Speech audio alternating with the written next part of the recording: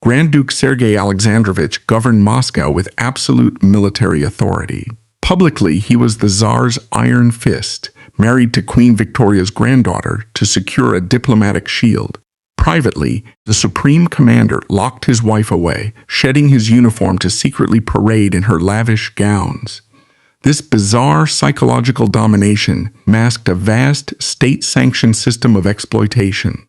In a calculated strike near Senate Square, Socialist Revolutionary Ivan Kalyaev destroyed Grand Duke Sergei Alexandrovich's carriage with a nitroglycerin bomb, killing him instantly in a massive explosion. Fearing this public assassination could accelerate the Romanov dynasty's collapse, amidst the 1905 revolution and the Russo-Japanese War, Tsar Nicholas II's government initiated immediate damage control. State media swiftly suppressed the Grand Duke's widespread unpopularity among the working class. The heavily censored press manufactured a strict propaganda narrative, framing the deceased Romanov as a pious martyr murdered by anarchists in an effort to stabilize the fragile empire. But this official narrative was a meticulously crafted lie. It was a necessary fiction designed to protect the throne, and more importantly, to bury the dark, predatory reality of the Grand Duke's actual life. Behind the public facade of a rigid, moralizing autocrat, Sergei Alexandrovich was a man who wielded his immense power not just to govern, but to feed a hidden, voracious appetite. He was a man who locked his wife in a psychological prison, who weaponized the military command structure to fulfill his private desires, and who utilized the most feared secret police force in Europe to permanently silence his victims. Sergei Alexandrovich Romanov was born in 1857, arriving into an era of profound contradiction within the Russian Empire. His father was Tsar Alexander II, a ruler remembered by history as the liberator. In 1861, Alexander II took the monumental step of emancipating the Russian serfs, ending centuries of feudal bondage for millions of peasants. It was a massive structural shift intended to modernize Russia, but it instead unleashed a wave of social instability. The emancipated peasants found themselves burdened with crippling debt to the state, while the aristocracy felt betrayed by the crown. In this volatile environment, radical political movements began to take root in the universities and the underground taverns of St. Petersburg and Moscow. Growing up in the Winter Palace, young Sergei was insulated from the immediate physical squalor of the empire, but he was fully exposed to the psychological pressure of ruling it. The Romanovs lived in an atmosphere of suffocating privilege mixed with constant low-grade paranoia. Sergei was educated by a series of conservative tutors who instilled in him a rigid belief in the divine right of kings. He was taught that autocracy was not just a political system, but a sacred duty ordained by God. The Tsar was the father of the nation, and the people were his children, requiring a firm, uncompromising hand to guide them, and, when necessary, to punish them. This conservative worldview was permanently cemented in the spring of 1881, an event that would define the rest of Sergei's life. On March 1, Tsar Alexander II was traveling through St. Petersburg when revolutionary terrorists from the group People's Will threw bombs at his carriage. The first bomb damaged the carriage, but the Tsar emerged unhurt. As he stood on the street inspecting the damage, a second assassin threw another bomb directly at his feet. The explosion tore off the Tsar's legs and shattered his lower body. He was rushed back to the Winter Palace, bleeding profusely, and died surrounded by his horrified family. For the 24-year-old Sergei, witnessing the brutal, violent death of his father at the hands of reformers and revolutionaries shattered any remaining illusions he might have held about liberalism. The trauma of the assassination pushed the entire Romanov family into a deep, reactionary paranoia. Sergei's older brother ascended to the throne as Tsar Alexander III and immediately reversed their father's progressive policies. Alexander III launched an era of harsh repression, expanding the powers of the secret police, censoring the press, and stripping autonomy from the universities. Sergei fully embraced his brother's brutal approach to governance. He became the ideological enforcer of the family. He developed a deep, almost pathological hatred for anything that challenged the absolute authority of the crown. He despised the liberal intelligentsia. He distrusted the rising middle class, and he harbored a virulent anti-Semitism, viewing the Jewish population of the empire as an inherent threat to the Russian Orthodox state. As he matured into adulthood, his public persona hardened into that of a severe, unyielding military commander. He carried himself with an icy arrogance, demanding strict adherence to protocol and military discipline from everyone around him. Yet, as Sergei's public power grew, the cracks in his private life began to silently expand. He was a man obsessed with control, yet he harbored internal desires that stood in direct opposition to the orthodox, moralistic image he projected to the empire. In the elite circles of St. Petersburg society, whispers began to circulate about the Grand Duke's coldness, his strange isolation, and his lack of interest in the traditional pursuits of the Romanov men. He did not keep mistresses from the ballet, nor did he engage in the heavy drinking and gambling that characterized the lives of his peers. Instead, he withdrew into a secretive, highly controlled inner circle. By the time he was appointed Governor-General of Moscow in 1891, Sergei had perfected his dual existence. The appointment gave him absolute authority over the ancient capital. Moscow was the heart of traditional Russia, a rapidly industrializing city teeming with impoverished workers, wealthy merchants, and a massive military garrison. To the public, Sergei arrived as the Tsar's iron fist, ready to purge the city of subversive elements and enforce strict, unwavering order. But beneath the surface, the governorship provided him with something entirely different. The vast military command structure of the Moscow Military District gave him access to tens of thousands of young, vulnerable men. It gave him an endless supply of subordinates whose lives and careers he completely controlled. He had the power, he had the opportunity, but to operate a system of exploitation on the scale he envisioned, and to protect himself from the inevitable blackmail and scandal that would follow, he needed an impenetrable defense. He needed a shield that the press would not dare attack, and he needed an intelligence apparatus that could silently erase anyone who threatened to expose him. The foundation for this dark architecture had already been laid years earlier through a diplomatic marriage designed to blind the entire continent of Europe. The architecture of Grand Duke Sergei's deception required a cornerstone. By the early 1880s, his extreme conservatism and icy public demeanor had secured his political standing, but an unmarried Romanov of his rank was a liability.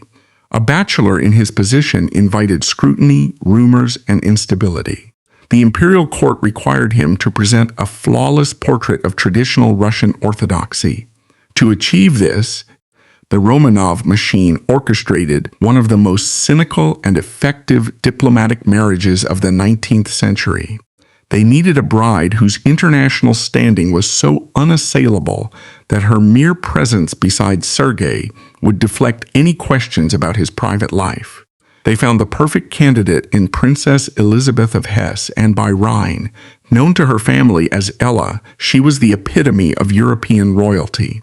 She was considered by many to be the most beautiful princess of her generation, possessing a quiet grace and a deep, genuine religious devotion.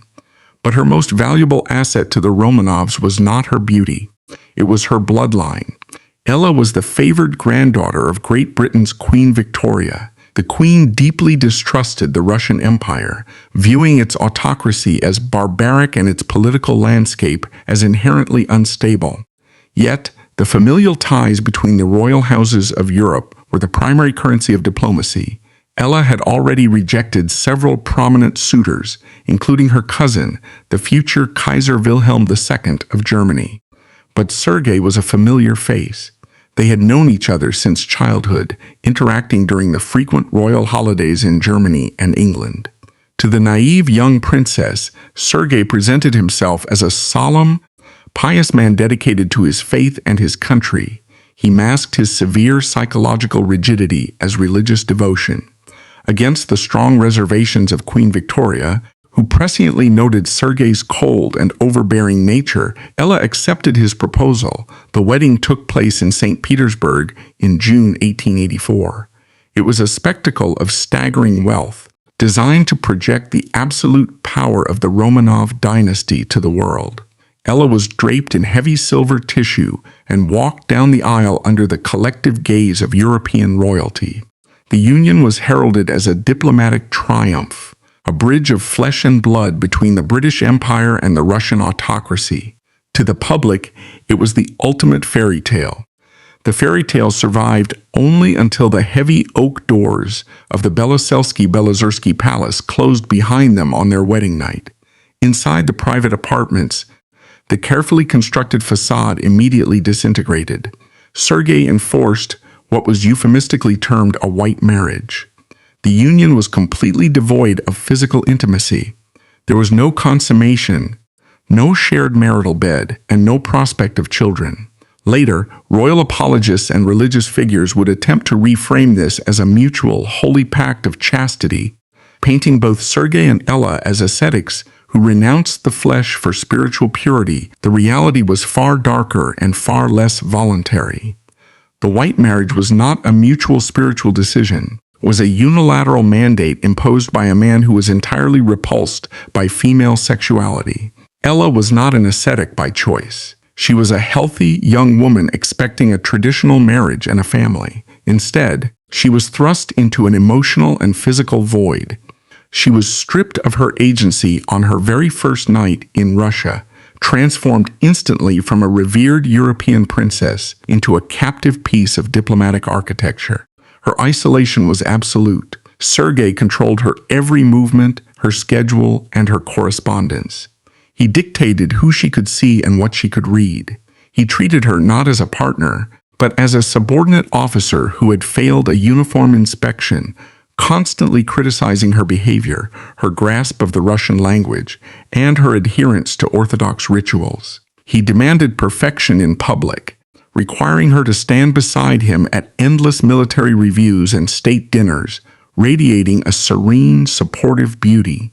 Away from public view, the Grand Duke's behavior shifted toward severe psychological control. While the working class of Moscow starved and secret police suppressed dissidents, rumors permeated the St. Petersburg elite regarding the extreme isolation of his marriage to Ella. Whispers from palace servants suggested the hyper-masculine commander engaged in private rituals of humiliation, with some claims stating he even wore his wife's gowns and Romanov diamonds. Although the definitive reality of these acts remains historically unverified, the psychological impact on Ella was evident. She was confined to a highly controlled environment by a husband who seemingly sought not affection, but the total subjugation of her identity and agency. She could tell no one. The Victorian era lacked the vocabulary to describe such psychological abuse, and even if she possessed the words, the Okhrana monitored the royal mail. She could not write to Queen Victoria to complain that the Tsar's uncle was wearing her dresses. To do so would invite an international scandal that could destabilize two empires. She was effectively held hostage by the geopolitical weight of her own family. For Sergei, the arrangement was a flawless victory. The marriage provided the ultimate camouflage. When he appeared on the balcony of the Governor-General's residence in Moscow, the crowd saw a stern but moral ruler flanked by the most beautiful, pious woman in the empire.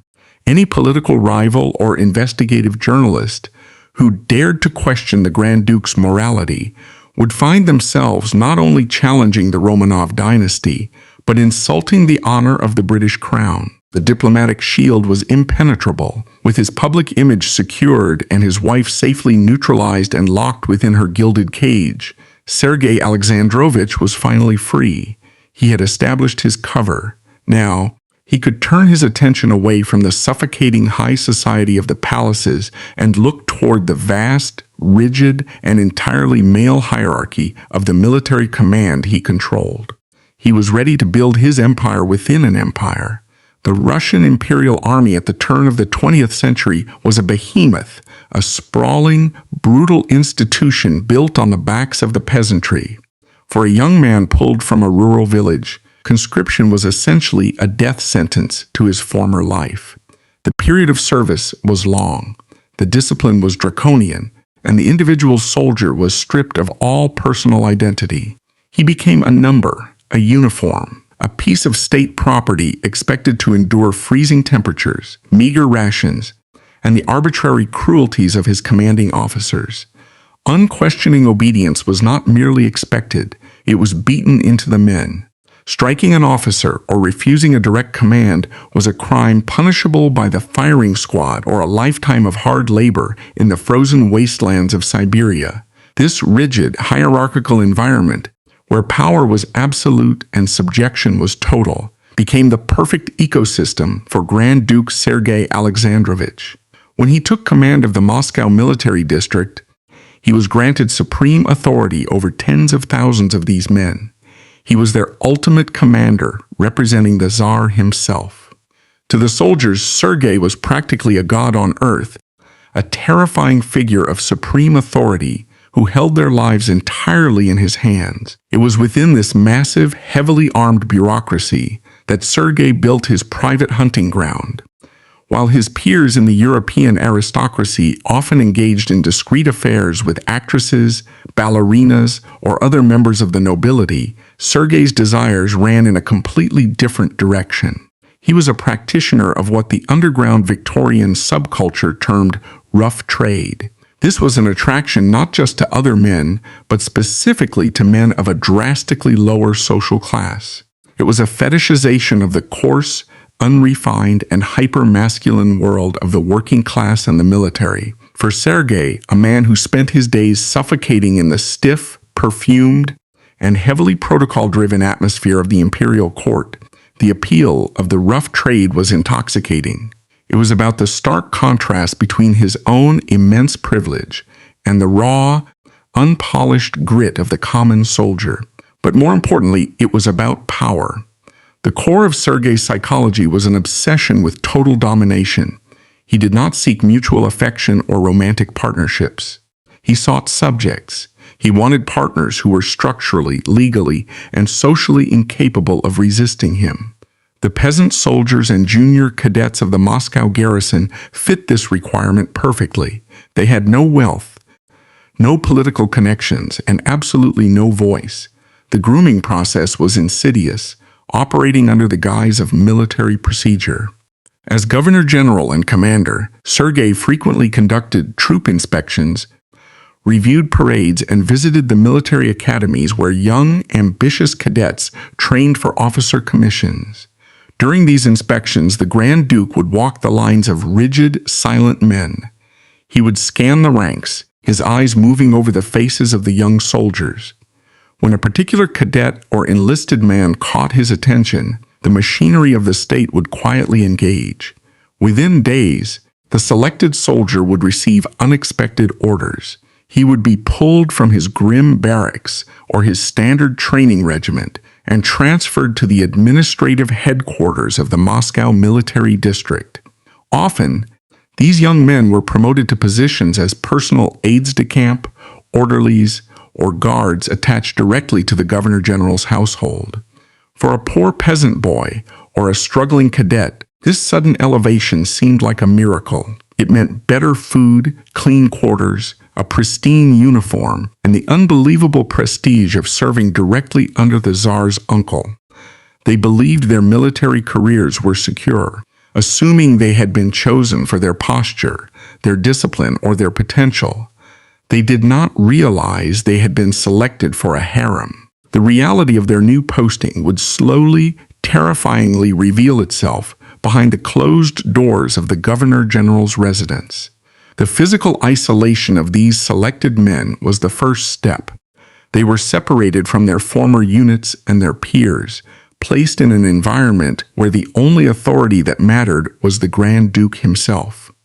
Sergei would then begin to blur the lines of military protocol. The rigid distance between a supreme commander and a lowly subordinate would suddenly collapse in private. There would be late-night summons to the Grand Duke's private chambers, ostensibly for clerical work or personal reporting. Once inside those locked rooms, the trap was sprung. The young soldier, trained to follow every order without question, was suddenly faced with demands that violated every moral and religious code he had been taught. The psychological paralysis these men experienced must have been absolute. Refusal was practically impossible to articulate, let alone execute.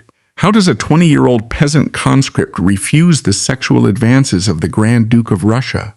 There was no human resources department, no military ombudsman, no one to whom they could report the abuse. If a soldier screamed, the guards outside the door were loyal to Sergei. If he tried to run, he was a deserter, subject to the death penalty. If he attempted to strike the Grand Duke to defend himself, he would be hanged for treason. The power disparity was so overwhelmingly vast that it completely eradicated the concept of consent. The soldiers were trapped in a vice of military law and absolute autocratic power. Most of the victims submitted out of sheer terror. They endured the degradation, trading their bodies for their survival. Sergei rewarded compliance. Those who submitted to his will and kept their mouths shut were often showered with military promotions they had not earned, lucrative administrative postings, and financial bonuses. A quiet, subservient soldier could find himself fast-tracked to the rank of officer, given a comfortable life in Moscow, and shielded from the grueling realities of the standard army. In this way, Sergei actively corrupted the military hierarchy, promoting men based not on their strategic capability or bravery, but on their willingness to serve his private appetites. But not every man broke quietly. There were instances where young cadets, driven by pride, religious conviction, or sheer horror, attempted to resist the Grand Duke. They tried to refuse the late-night summons, or they balked when the true nature of their new assignment became clear. For these men, the retaliation was swift, silent, and devastating. Sergei did not need to dirty his own hands to punish those who rejected him. He simply utilized the military justice system as a weapon of personal vengeance. A soldier who refused the Grand Duke would suddenly find himself accused of severe insubordination, theft, or dereliction of duty. The military tribunals in Moscow were staffed by officers whose own careers depended entirely on Sergei's favor. No trial was fair. The victim would be hauled before a court-martial, stripped of his rank in a humiliating public degradation ceremony, and sentenced. The punishments were designed to completely break the individual and permanently remove them from Moscow. Some were sent to penal battalions in the most desolate, unforgiving regions of the Russian Empire, where the mortality rates from disease, exposure, and exhaustion were staggeringly high. Others were simply transferred to the front lines of distant border conflicts, essentially ordered to die in obscurity. Through this ruthless abuse of the court-martial system, Sergei ensured that anyone who dared to defy him was physically removed from the board, their lives destroyed as a warning to the rest of the garrison. The upper echelons of the military command structure in Moscow, the generals, the colonels, the senior staff officers, were not blind. It was impossible to hide the arbitrary promotion of young, entirely unqualified junior officers to the governor-general's inner circle. The sudden, inexplicable transfers and court-martials of promising cadets did not go unnoticed. The senior officers recognized the pattern. They saw the corruption of their command structure. Yet, a culture of profound, terrified complicity settled over the entire military district. No general, regardless of his medals or his battle experience, was willing to confront the Tsar's uncle over the welfare of a few peasant soldiers. To challenge Sergei was to challenge the Romanov family directly. It meant the immediate end of one's career, social ostracization, and the very real threat of secret police retaliation. The officer class chose their own survival and ambition over the lives of their men. They averted their eyes, signed the transfer orders, stamped the fabricated court-martial documents, and allowed the Moscow garrison to function as the private hunting reserve of a predator. The military had been effectively neutralized. The soldiers were trapped, the officers were complicit, and the diplomatic shield provided by Princess Ella held the European press at bay. But Sergei knew that military discipline alone could not silence the whispers indefinitely. A discarded lover might try to speak to a foreign journalist. A desperate cadet might attempt to smuggle a letter out of the city. To ensure his absolute safety, Sergei needed a mechanism to police the shadows, a force that operated outside the bounds of the military and the law. He needed to weaponize the ultimate instrument of Russian autocratic terror. The instrument of Sergei Alexandrovich's absolute security was the Okhrana. Officially named the Department for Protecting the Public Security and Order, it was the secret police force of the Russian Empire, a deeply feared organization that operated in the shadows of the state. Formed in the aftermath of his father's assassination in 1881, the Okhrana's original mandate was to infiltrate, dismantle, and destroy revolutionary terrorist cells. They were the Tsar's bloodhounds, given sweeping, extrajudicial powers to arrest, interrogate, and exile anyone suspected of anti-monarchist activities. When Sergei became Governor-General of Moscow in 1891, he did not just command the military garrison. He gained operational control over the Moscow Bureau of the Okhrana. He recognized immediately that this sprawling apparatus of state terror could be repurposed.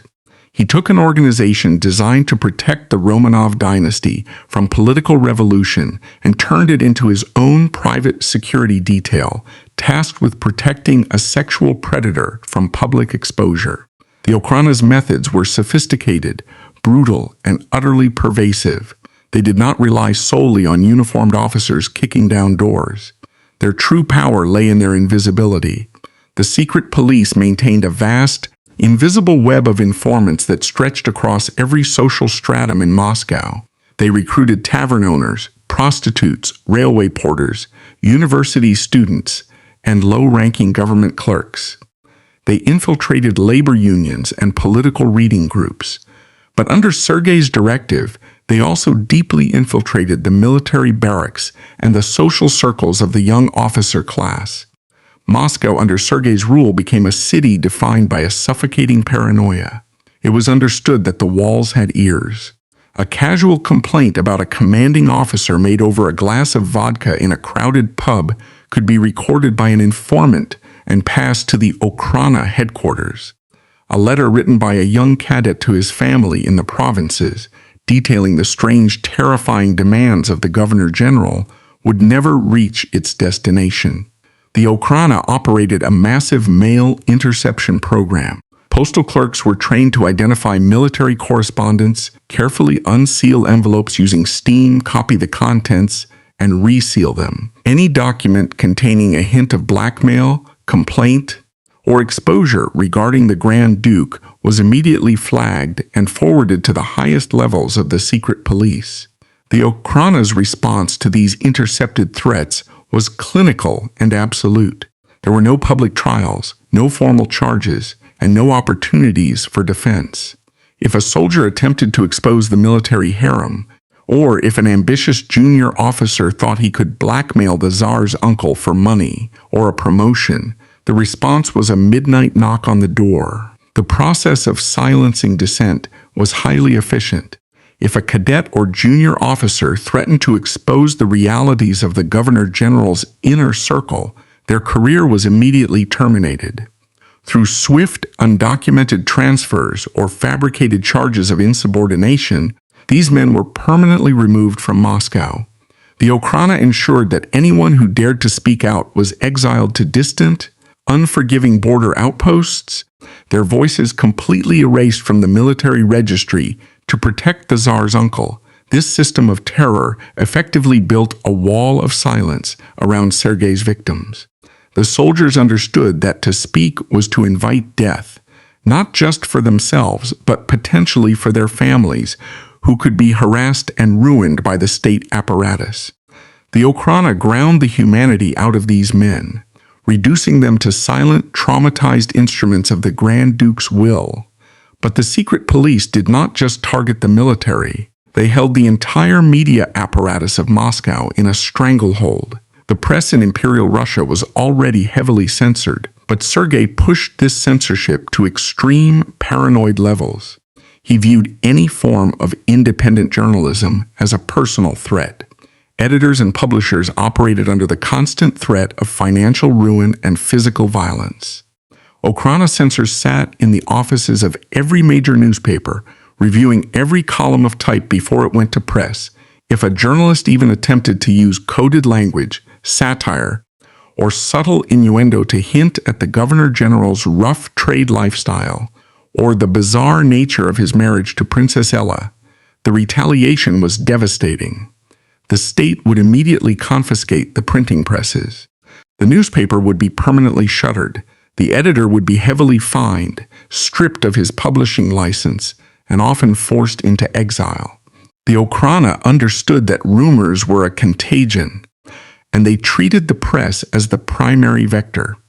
By blinding and gagging the media, they ensured that the vast majority of the Russian public remained completely ignorant of the monster ruling their ancient capital. The people of Moscow hated Sergei for his political brutality, his taxation, and his crackdowns on labor strikes, but they were largely unaware of the deep systemic sexual violence occurring within the walls of his palace. The profound irony of this era was that while the Okhrana was obsessively focused on protecting Sergei from personal scandal, they began to lose sight of their primary mission. The secret police dedicated immense resources, manpower, and intelligence gathering to covering up the tracks of the Grand Duke's military harem.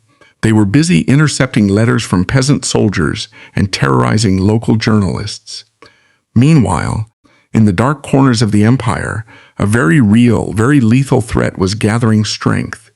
The Socialist Revolutionary Party, a radical leftist organization that believed in the targeted assassination of government officials, was actively building its combat organization. They watched Sergei Alexandrovich not as a sexual predator, but as the supreme architect of autocratic oppression. They did not care about his private life. They cared about his public policies. They saw him ordering Cossacks to whip striking university students. They saw him deporting Jewish merchants from Moscow. They saw him as the rotting core of the Romanov dynasty, while the Okhrana agents were busy burning love letters and silencing cadets. The revolutionaries were busy smuggling dynamite across the borders. They were tracking the Grand Duke's daily schedule, noting the routes his carriage took from the palace to the Kremlin. The massive state security apparatus that Sergei had corrupted for his own pleasure was beginning to crack under the weight of genuine political fury.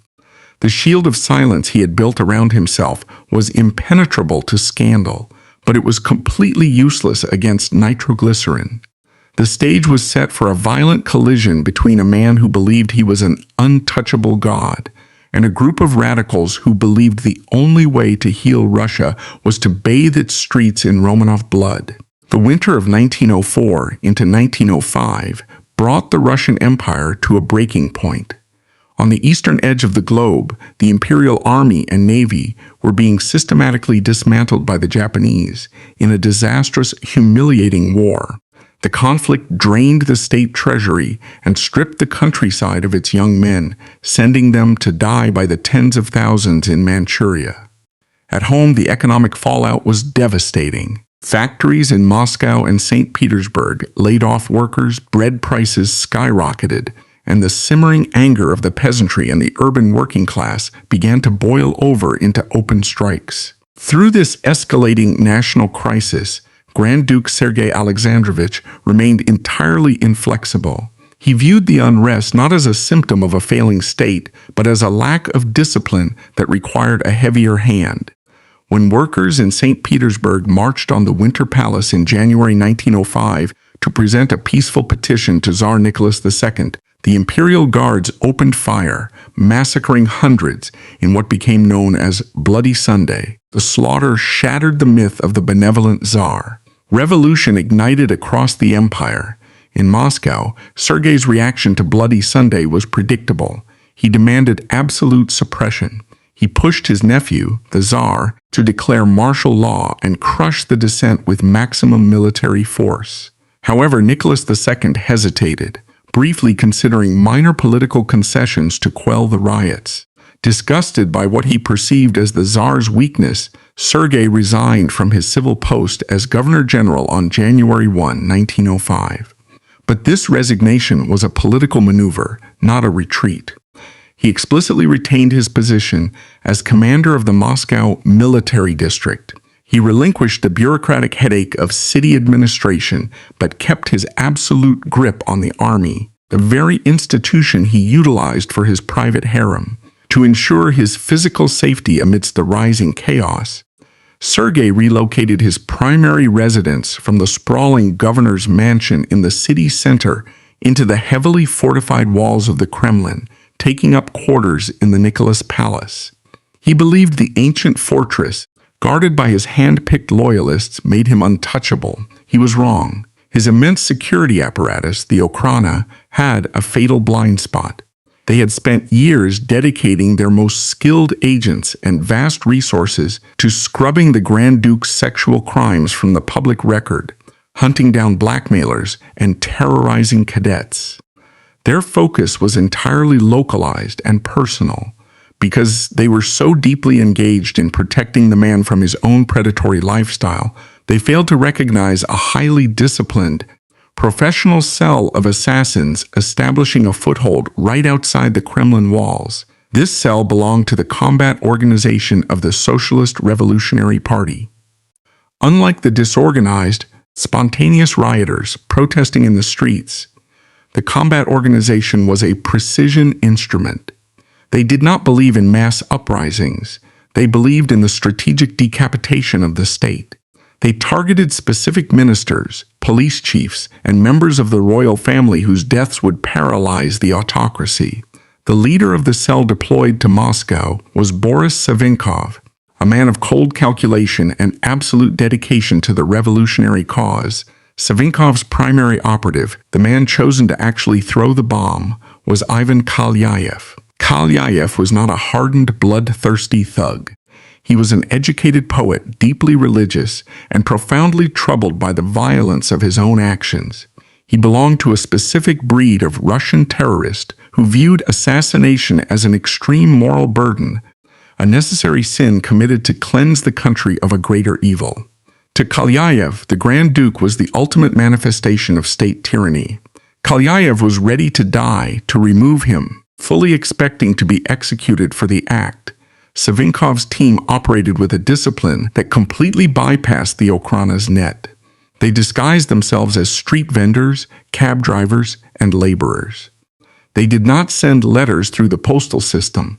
They did not frequent the taverns monitored by police informants. Through meticulous, silent observation, they mapped the Grand Duke's daily routine. They noted that despite his move into the Kremlin, Sergei maintained a rigid schedule. He frequently traveled back to the governor's mansion to oversee specific military affairs and retrieve personal items. The assassins constructed their weapons in a rented room on the outskirts of the city.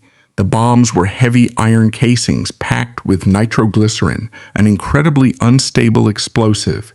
It required a steady hand.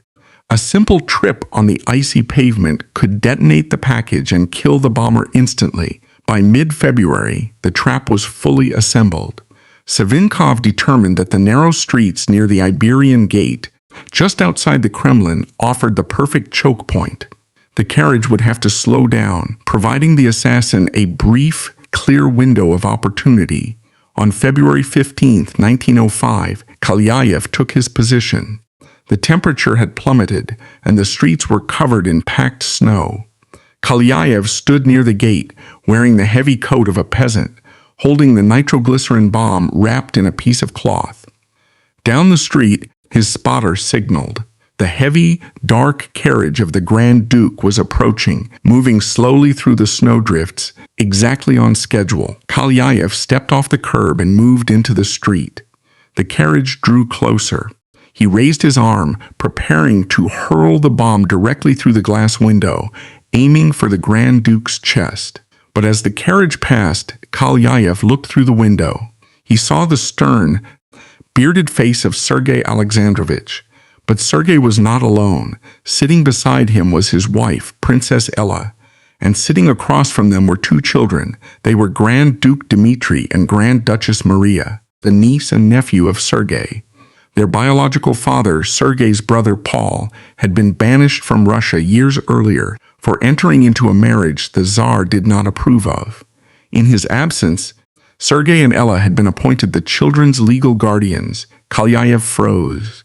The combat organization operated under a strict, self-imposed moral code. They fought the state, not the family. They were assassins, but they refused to be child murderers. Kalyaev stared at the faces of the children through the glass.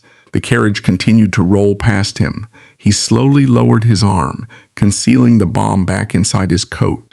He stepped back into the shadows and let the supreme commander of the Moscow military disappear down the street. The contrast between the two men in that brief moment was stark. Kalyaev, the designated terrorist, aborted his mission and risked his own capture because he possessed a fundamental boundary of human decency. Grand Duke Sergei, the designated lawgiver and pillar of conservative morality, possessed no such boundaries. Sergei routinely destroyed the lives of the young, impoverished cadets and soldiers forced into his military harem, stripping them of their dignity and discarding them to Siberian labor camps when he was finished. He was a man incapable of mercy, spared solely by the mercy of the man sent to kill him. Kalyaev returned to the safe house and reported his failure to Savinkov. He explained what he had seen.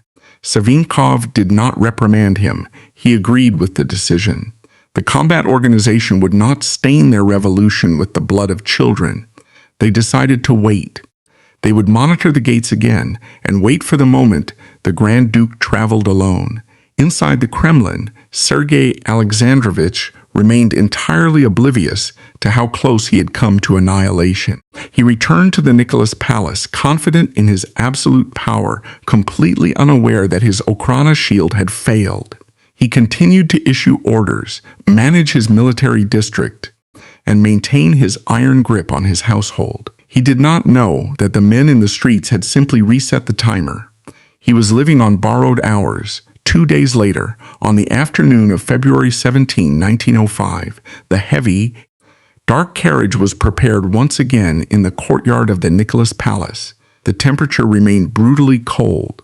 Grand Duke Sergei Alexandrovich emerged from the heavy wooden doors, dressed in his full military overcoat. This time there was no Princess Ella by his side. There were no children.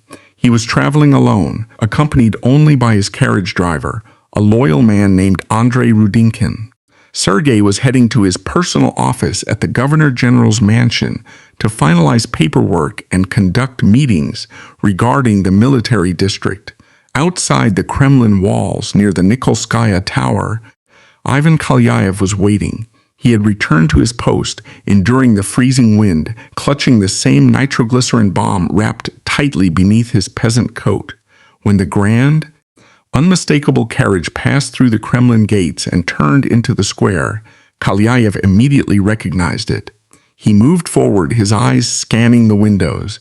He saw the driver. He saw the Grand Duke. He saw that the seats beside and across from the Tsar's uncle were empty. The moral barrier that had stopped him 2 days prior was gone. Kalyaev stepped directly into the path of the approaching horses. He did not run. He walked with deliberate, measured steps to ensure he would not slip on the ice. As the driver, Rudinkin, realized what was happening, he desperately yanked the reins to pull the horses away, but the carriage was too heavy and the cobblestones too slick. Kalyaev closed the distance. He raised the cloth-wrapped package and threw it with all his strength directly through the window of the carriage. It landed squarely on Sergei's lap. The physics of a nitroglycerin explosion in a confined space are absolute and merciless. The blast did not push, it pulverized. The concussive wave instantly vaporized the wooden carriage cabin, shattering the glass, the metal fixtures, and the human body inside into thousands of high-velocity projectiles. The roar of the explosion was so profound that it momentarily deafened the guards standing hundreds of yards away at the Kremlin gates. The shockwave blew the winter coats off pedestrians on the opposite side of the square and shattered windows for blocks. When the smoke and the settling dust of pulverized snow finally cleared, the scene was one of total, graphic devastation. The carriage was completely gone, reduced to a smoldering chassis. The driver, Rudinkin, had been blown off his seat. He was severely burned and bleeding heavily, though he would survive just long enough to reach the hospital before dying of his injuries. The horses, maimed and terrified, were thrashing in the bloody snow. Of Grand Duke Sergei Alexandrovich, the supreme commander of the Moscow military district, there was almost nothing left to identify. The explosion had hit him at point-blank range. His torso had been completely obliterated. His head was crushed and unrecognizable. Scattered across the blackened snow were fragments of his military uniform, pieces of his gold medals, part of a leg, and a severed hand still wearing the heavy Romanov signet ring. Inside the Nicholas Palace, Princess Ella had been reading when the explosion shook the heavy stone walls of the Kremlin. She did not need to be told what the sound was. She had lived with the threat of assassination hanging over her husband's head for her entire adult life. She immediately dropped her book and ran. She did not stop to put on a winter coat or a hat. She sprinted through the palace corridors, out into the freezing courtyard, and ran toward the Nikolskaya gate. When Ella arrived at the square, the guards were frantically trying to hold back a gathering crowd of terrified onlookers. She pushed through the cordon and collapsed into the bloody snow. In a scene that would be burned into the mythology of the Romanov dynasty, the granddaughter of Queen Victoria crawled across the cobblestones, using her bare hands to gather the scattered, charred fragments of her husband's body. She placed the pieces onto an army stretcher, her dress soaking up the blood of the man who had kept her locked in a psychological prison for 2 decades. A few yards away, the assassin sat quietly in the snow. Ivan Kalyaev had been thrown backward by the force of his own bomb. His face was bleeding from flying glass, and his clothes were torn, but he was alive. As the Kremlin guards rushed forward, drawing their sabers and screaming, Kalyaev did not try to run. He did not resist. He simply stood up, looked at the guards, and said, "I did it." He surrendered himself to the state, fully prepared to face the gallows. The physical death of the Grand Duke was a horrific spectacle, but within hours, the true crisis for the Romanov dynasty shifted from the physical to the political. As the telegraph wires buzzed, sending the frantic news from Moscow to Tsar Nicholas II in St. Petersburg, a cold realization settled over the highest levels of the imperial government, and the Okhrana, Sergei, was dead. But his files were not. The bomb had destroyed the man, but it had left his deeply guarded, highly organized shadow life completely vulnerable. For years, the Okhrana had acted as a specialized shield, deflecting blackmailers and burying cadets who threatened to expose the military harem. But that shield was built on the assumption that Sergei was alive to direct it. Now, the Supreme Commander's private offices, his locked desks in the Governor General's mansion, and his secure files within the military district headquarters were sitting unguarded. The Okhrana commanders in Moscow recognized a ticking time bomb far more dangerous than the one Kalyaev had thrown. If the Socialist Revolutionaries had collaborators inside the palace, a sympathetic servant or a radicalized clerk, they might gain access to Sergei's private papers. If the revolutionaries discovered the truth about the rough trade, the love letters exchanged with junior officers, the ledgers of promotions granted for sexual favors, and the court-martial records of the boys whose lives Sergei had ruined, they would possess the ultimate propaganda weapon. Publishing the details of the military harem would not just ruin Sergei's legacy, it would fatally undermine the moral authority of the Tsar. It would demonstrate to the Russian people and to the world that the Romanov autocracy was not a divine, righteous institution, but a corrupt, predatory machine that literally fed on the bodies of the peasantry. Furthermore, the British press would seize upon the humiliation of Princess Ella. The diplomatic bridge to London would burn. The Okhrana could not allow this. Before the public even knew the full details of the assassination, before Sergei's remains were even properly prepared for burial, the secret police initiated a massive, silent raid on their own government. Teams of high-ranking Okhrana agents, sworn to absolute secrecy, bypassed the standard military police and entered the Governor-General's mansion. They locked the doors and went to work. They systematically dismantled Sergei's private life. They pried open his safes.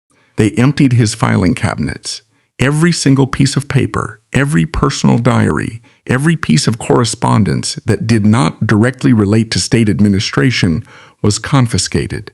They swept through the headquarters of the military district, seizing personnel files, transfer logs, and the records of the highly irregular promotions that Sergei had handed out to the young, attractive cadets he had pulled from the ranks.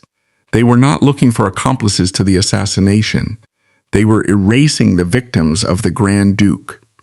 Any documentation that hinted at his hidden appetites, any record that proved the existence of the boys he had exploited, was boxed up, sealed under the highest classification of state secrecy, and removed from Moscow entirely. These boxes were transported to the deep, impenetrable vaults of the state archives in St. Petersburg. They were not to be catalogued. They were not to be read. They were simply to be buried. The Okhrana understood that the only way to protect the throne was to ensure that the historical record reflected only the man who died in the carriage, and completely obliterated the man who had lived behind the locked doors of the palace. The physical cleanup of the square took only a few hours. The historical cleanup took days, but it was executed with the same ruthless, totalizing efficiency that had characterized Sergei's entire reign. With the evidence secured and the threat of a catastrophic sex scandal neutralized, the Romanov state machinery was free to pivot to the next phase of its survival strategy.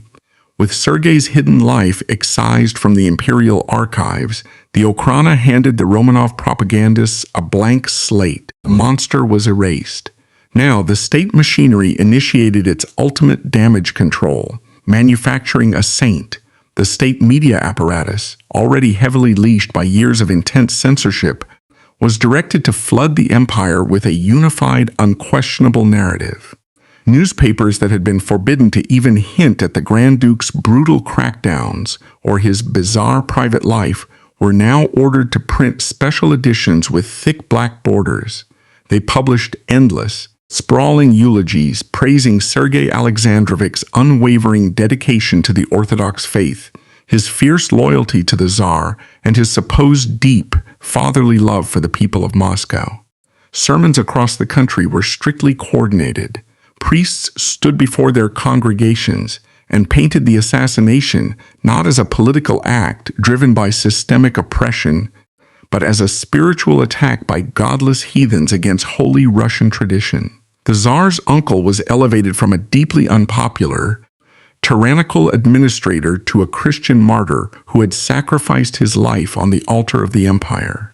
The Romanov machine recognized that the 1905 revolution was gaining dangerous momentum, and they desperately needed the public to feel shared religious grief, not political relief.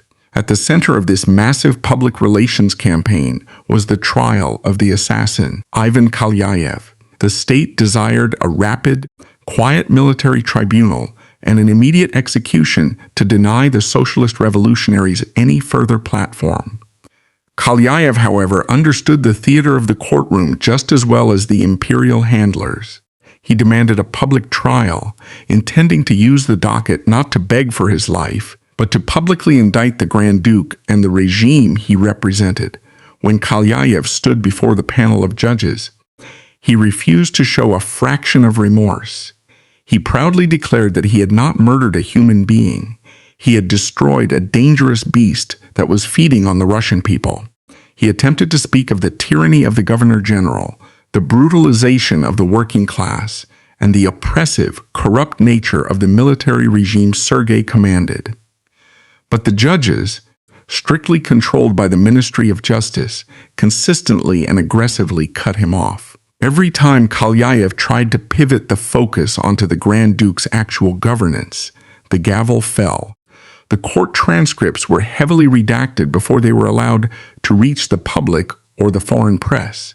The state meticulously ensured that Kalyaev's political arguments were muffled, projecting only the image of an unrepentant, bloodthirsty fanatic. He was swiftly sentenced to death by hanging, yet before the execution could be carried out, an event occurred that would become one of the most psychologically complex and heavily mythologized encounters of the Romanov era. It was an event that perfectly cemented the state's fabricated history. A few days before Kalyaev was scheduled to hang, the heavy iron door of his isolation cell in the Butyrka prison swung open. It was not a guard or a priest who entered the freezing, damp room. It was Princess Ella, dressed in severe, deep mourning black. The widow of the man Kalyaev had just obliterated stood alone before the assassin. The meeting was a propaganda masterpiece. Whether it was carefully orchestrated by the Tsar's handlers or driven entirely by Ella's own profound traumatized psychology remains a subject of intense historical debate, but its effect was absolute. Ella looked at the man who had thrown the bomb and offered him her forgiveness. She brought him a small Orthodox icon and begged him to repent his sins before God so that his soul might be saved from eternal damnation. She told him quietly that she had forgiven him, and she claimed that her murdered husband, looking down from heaven, would have forgiven him as well. Kalyaev was stunned by her presence, but he held his ground. He was a deeply religious man himself, but he immediately recognized the psychological trap being laid before him in that cell. To accept her forgiveness, to take the icon and weep in repentance, was to admit that his political assassination was merely a common criminal sin. It would validate the state's narrative that he was a lost soul striking out against a holy man. He politely but firmly refused her icon and rejected her absolution. He told the grieving widow that he had done his agonizing duty for the Russian people, just as he accepted that he would now pay for that duty with his own life. He offered her his sincere condolences for her personal loss, drawing a sharp line between the woman standing in front of him and the political symbol he had destroyed. But he absolutely refused to disavow the assassination. He would not let her transform his political strike into a religious fable. For the Romanov propaganda machine, Kalyaev's refusal did not matter in the slightest. The mere fact of Ella's visit was enough to secure the narrative forever. The censored press immediately reported the encounter as the ultimate staggering act of Christian charity. The beautiful, grieving granddaughter of Queen Victoria descending into a filthy prison cell to extend the hand of God to a remorseless killer. It was an image of such overwhelming moral superiority that it completely paralyzed any remaining European criticism. It cemented the sanctification of Sergei's memory permanently. The logic fed to the public was simple and unassailable. If his own widow, a paragon of European nobility and grace, could show such holy forgiveness, then surely the man she mourned must have been a saint. This prison visit marked a profound and permanent turning point for Princess Ella. For 20 years, she had been a captive to Sergei's psychological abuse. She had been forced to endure the humiliation of his white marriage, his cross-dressing behind locked doors, and the terrifying reality of his military harem. Now, the bomb in the square had instantly severed those chains. She was free, she was wealthy, she could have easily packed her trunks, returned to her family in Hesse or London, and lived out the rest of her days in comfortable, quiet, aristocratic exile. Instead, she chose a path that perfectly, permanently aligned with the state's need for a cover-up. She began the process of completely erasing her former identity. She did not just mourn her husband, she institutionalized her grief. Ella began to systematically liquidate her vast, staggering collection of jewelry, the very same diamonds, emeralds, and pearls that her husband had used to wear in his locked chambers while she sat silently in the adjoining room. She sold her world-class art collections, her sprawling country estates, and her luxurious silk and velvet clothing. She gathered this immense fortune and used it to purchase a large tract of land in the center of Moscow. There, she began to build the Marfo-Mariinsky convent. This was not merely a retreat from high society. It was the construction of a permanent, living monument to the state's manufactured truth. Ella petitioned the Orthodox Church to allow her to become a nun. She discarded the title of Grand Duchess, shedding the Romanov identity that had trapped her, and adopted the stark, rough white woolen robes of an abbess. Her transformation was absolute. The woman who had been the glittering centerpiece of the Moscow military balls was now spending her days washing the wounds of the poor in the convent's hospital, serving food to orphans, and spending her nights kneeling on a cold stone floor, publicly praying for the soul of her martyred husband. To the outside world, this was the ultimate tragic romance. A story of a woman so devoted to her murdered husband that she abandoned the world to be closer to God and to his memory. But beneath the surface, her actions raised deeply unsettling questions about the nature of trauma, power, and survival. By dedicating the rest of her life to poverty, charity, and constant public veneration of Sergei, Ella provided the ultimate unbreakable seal on his dark secrets. As long as she walked the streets of Moscow in her white robes, universally revered as a living saint, no journalist, no historian, and no political rival could ever dare to investigate the rumors of the Grand Duke's military harem. To dig into Sergei's past was no longer just an attack on the Romanovs. It was now an attack on the holiest, most universally beloved woman in Russia. Whether she did this consciously, acting as a willing participant in the Okhrana's cover-up to protect her own family's dignity, or whether she did it out of a profound psychological break, a desperate need to construct a pure, holy version of the husband who had tormented her in life, is a secret she took to her own grave. But the result was undeniable. The victim of Grand Duke Sergei Alexandrovich had become the fiercest, most impenetrable guardian of his fabricated legacy. The military cadets and peasant soldiers whose lives Sergei had destroyed were permanently buried, entirely forgotten, while the monster who broke them was safely enshrined in the annals of Russian history as a hero of the empire. The success of the Romanov cover-up was absolute, but it was built on a foundation of sand. Grand Duke Sergei Alexandrovich was dead, and his reputation was safely entombed within the myth of his martyrdom and the living sanctity of his widow, Princess Ella. Yet, the systemic rot that he had so ruthlessly championed, the uncompromising autocracy, the crushing of the working class, and the corruption of the military hierarchy for personal gain remained firmly in place. The state had survived the 1905 revolution, but it had learned nothing from it. Tsar Nicholas II continued to rule with the same fatal blindness that his uncle had taught him. The consequences of Sergei's administration of the Moscow military district extended far beyond the ruined lives of the individual soldiers he exploited. By systematically promoting sycophants, punishing capable cadets who refused his advances, and turning a massive military garrison into an instrument of personal indulgence and secret police terror, he severely weakened the institutional integrity of the Russian army. The officer class was hollowed out, replaced by men who understood survival through compliance rather than strategic competence. When the Russian Empire plunged into the catastrophic meat grinder of the First World War in 1914, the profound incompetence of the Imperial Military Command was laid bare on the global stage.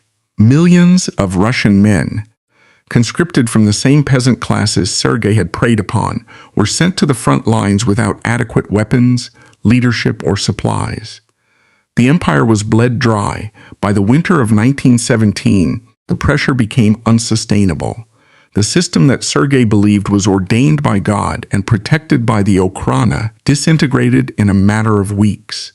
The Tsar abdicated, the imperial government collapsed, and the streets of Moscow and St. Petersburg were seized by the very revolutionaries Sergei had spent his life trying to eradicate. When the Bolsheviks led by Vladimir Lenin took ultimate control in October 1917. The rules of survival in Russia were permanently rewritten. The new regime did not care about Queen Victoria's bloodline, and they certainly did not care about the carefully constructed public relations myths of the Romanov dynasty. For Princess Ella, the shield that had protected her husband's legacy and her own physical safety was immediately shattered. Despite her years of genuine, grueling charity work at the Marfo-Mariinsky convent, she was still a Romanov by marriage. To the Bolsheviks, her white robes meant nothing. She was a symbol of the old, despised order. In the spring of 1918, Lenin's secret police, the Cheka, the brutal ideological successors to Sergei's own Okhrana, arrested her. Ella refused offers from foreign diplomats to flee Russia. She accepted her arrest with the same quiet, stoic resignation she had used to endure her disastrous marriage. She was put on a train and sent deep into the Ural Mountains, to the town of Alapayevsk. There, on the night of July 18, 1918, just one day after Tsar Nicholas II and his immediate family were executed in an Ekaterinburg basement, Ella and several other members of the extended royal family were taken to an abandoned iron mine. The Bolshevik guards did not offer her the swiftness of a firing squad. They beat the prisoners and threw them alive down the deep, dark shaft of the mine. When they realized the fall had not killed all of them, the guards hurled hand grenades down into the blackness, followed by burning timber. The woman who had been used as a diplomatic pawn, trapped in a loveless void, subjected to psychological terror by her husband, and then utilized by the state as a living monument to a fabricated saint, died in unimaginable agony in the dirt of a Siberian mine. The violent system her husband had defended ultimately consumed her as well. When the Bolsheviks stormed the state archives to find evidence of Tsarist corruption, the heavily sanitized files offered little official confirmation of the whispers surrounding the Grand Duke. The Okhrana had done their job too well. However, independent historians later cross-referenced the surviving fragments of state records with the private diaries of exiled Russian aristocrats and the memoirs of foreign diplomats. Slowly, methodically, the saint was dismantled. The historical consensus shifted irrevocably, tearing down the image of the pious martyr and replacing it with the chilling reality of an autocratic predator who weaponized his military authority for absolute personal control.